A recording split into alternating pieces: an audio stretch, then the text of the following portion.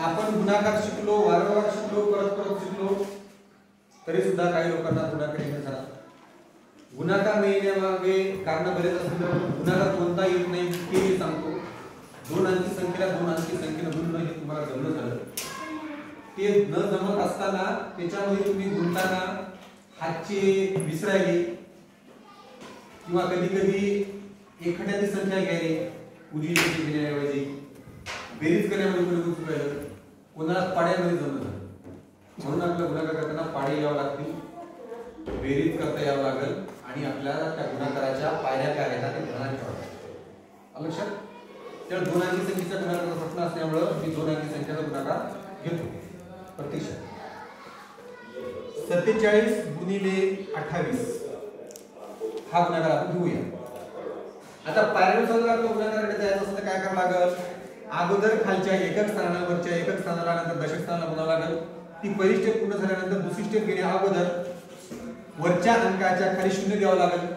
का द्यावं लागेल? कारण हा 8 च्या नंतर येणारा 2 हा 2 नसून तो 20 आहे. कारण जर स्थान आहे एकक दशक, दोन दशक म्हणजे 20 गुणणार आहे. 20 न गुणण्याऐवजी 2च गुणायचं तर शून्य एकटे आधीच म्हणून टाकायचं म्हणजे प्रत्येक संख्येला शून्य लागेल. मग 8 हा वरच्या एकक स्थानाला गुणेल म्हणजे त्याचा पाडा म्हणला 8 चा स्वतःचा 7 पर्यंत किंवा 8 ला वाटला मला 8 चा पाडा म्हणता येत नाही तर काय करायला 8 चा पाडा 7 पर्यंत म्हणजे 7 चा पाडा 8 पर्यंत ते इथं ते ढकून जाईल.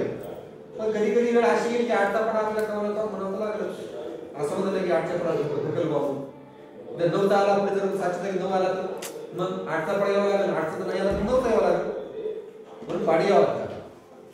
मग 8 चा पाडा 7 पर्यंत म्हणायचा 8 एक 8 असं म्हणून बसायचं नाही. पाडे पाठ करून टाकायचे. 8 साठी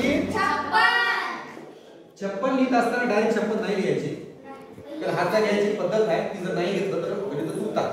शेवटचा अंक असेल तुम्ही घेऊ शकता कारण तुम्ही अंदाज नाही. मग 8 साठी 56, 56 ला 6 खाली घेतले, हे जे 5 गुणले या 7 च्या मध्ये 4 आहे याच्या डोक्यात टाकले त्याच्या आपण नंतर बेरीज करणार आहोत.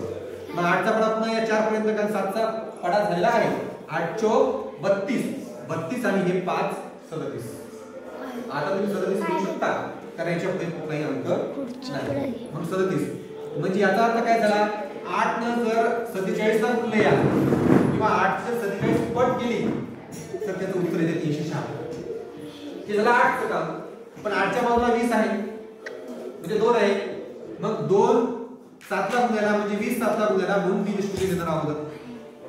मग आता तुम्ही 7 ला गुणणार बेसाठी 14. 14 ला काय करणार मी 4 घेणार या 7 च्या खाली देणार इकडे लिहिणार नाही मी आणि हा एक या 4 च्या डोक्यावर ठेवणार 5 च्या डोक्यावर होणार.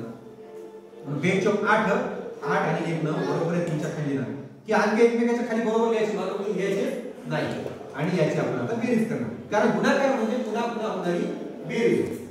6 आणि 0 6 शून्य नाही 6 मध्ये 0 मिळालं म्हणजे काहीच मिळालं नाही म्हणून 6 ला 6 6 तो 0 जरी गेला तरी 6. 7 आणि 4 11 11 ला 1 हातचा आला 1 या 3 च्या डोक्यावर 3 आणि 1 4 4 आणि 9 13. 13 ला 13 मी लिहू शकतो कारण पुढे कुठलाही अंक नाही. उत्तर आलं 1316. 1316. आता हे झालं याच्यामध्ये 0 नसणारी संख्या 1 नसणारी संख्या. आता पुढच्या याच्यामध्ये काय करतो मी 40 घेतो आणि खाली काय करतो 12 घेतो. काय घेतले मी कारण याच्यामध्ये 0 चा पाडा येणार आहे आणि 1 चा पाडा येणार आहे म्हणून घेतो. आता आपण त्या स्टेप फॉलो करायच्या.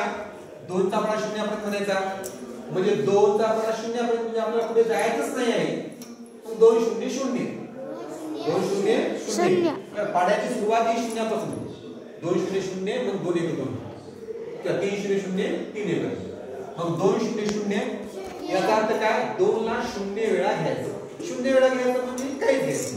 मग 2 0 0 2 चौक 8. आता हा 10 गुणणार याला म्हणून 0 इथे घेणार आधी मी 1 0 0 1 4 4 एक चा पाडा आला बघा. एक चा पाडा 1 0 0 1 1 1 1 2 2 1 3 3 1 4 4 1 5 5 1 6 6 1 7 7 1 8 8 1 9 9 1 10. मग 1 0 0 आणि 1 4 4. आता मी याची बेरीज करणार. बघा हे लिहित असताना मी बरोबर एका खाली काम केलेले आणि 4 च्या वर काय उरला नाही पण मी स्टेप फॉलो केल्या. जर तुम्ही इथं मुळात ही चूक केली असती की शून्य दिलेला असता तर मग काय झालं असतं, दुसरा शून्य दिलेला असता, दुसरा शून्य दिलेला असता किंवा किती आले शून्य झाला समजा आणि इथं तुम्ही 4 लिहिली असते. मग तुम्ही अशी बेरीज करून चुकीत गेली असता. तसं नाही करायचं. काय करायचं, अगोदर वरच्या पायरीच्या खाली शून्य घ्यायचा आणि मग 1 0 0 घ्यायचं आणि 1 4 4 याच्यावर अंक येऊ की न येऊ आता बेरीज करायची. 0 0 8 0 4 ला 4 4 च्या वरी कोणीच नाही, उत्तर आलं 480. हे झालं आपले 2 गणित आज समजावून सांगितलेले. पुन्हा जर तुम्हाला काही अडचण आली तर मला पर्सनली विचारा, असं नाही की थोडं संपल.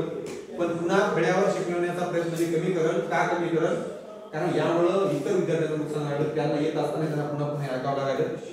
तुम्हाला जर नाही आलं तर मला खात्री विचारा, मी सांगतो.